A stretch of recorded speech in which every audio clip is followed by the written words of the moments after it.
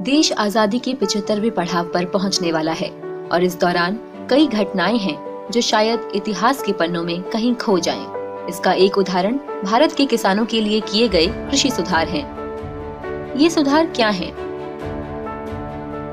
कृषि सुधार 3 नए कानूनों का एक संयोजन है। अब आइए देखते हैं ये कैसे हमारे प्रिय अन्नदाताओं के जीवन में समाहित होता है।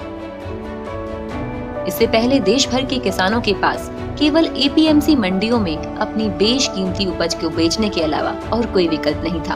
व्यापारियों का कार्टेल उपभोक्ता से अच्छा खासा पैसा वसूला करते थे और किसानों को मिलता था बेहद कम पैसा, जिसे लेने के लिए वे मजबूर थे। असंगठित और छोटे किसान बड़े स्तर पर मोल भाव करने में असक्षम थे, जिस कारण उनके इंफ्रास्ट्रक्चरल विकास या आय में वृद्धि उत्पादक संगठनों जैसी नहीं हो पाती थी। इसके अलावा कॉन्ट्रैक्ट फार्मिंग के लाभ केवल कुछ क्षेत्रों तक ही सीमित थे। इतना ही नहीं, ये समृद्ध कार्टेल किसान की पसंद की परवाह किए बिना उन्हें चुनिंदा फसलों को उगाने के लिए बाध्य करते थे।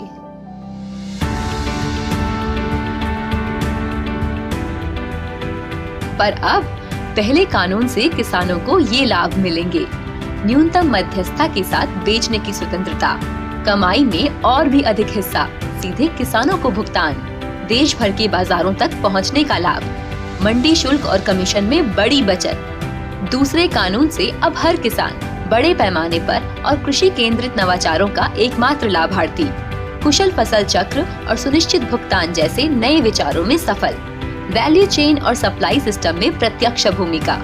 तीसरे कानून से कृषि ऊर्जा को बढ़ावा मिलेगा। हर किसान को अपनी इच्छा से कुछ भी उगाने, संग्रहित करने और बेचने की स्वतंत्रता होगी। बेहतर जीवन के लिए निजी क्षेत्र का समर्थन बढ़ा। ये नए कृषि कानून तय करेंगे कि भारत अपना आहार, अपनी उपज कितनी, कैसे और किस पैमाने पर उगाएगा और कैसे प्रत्येक किसान अपने भाग्य का रचयिता खुद बन जाएगा।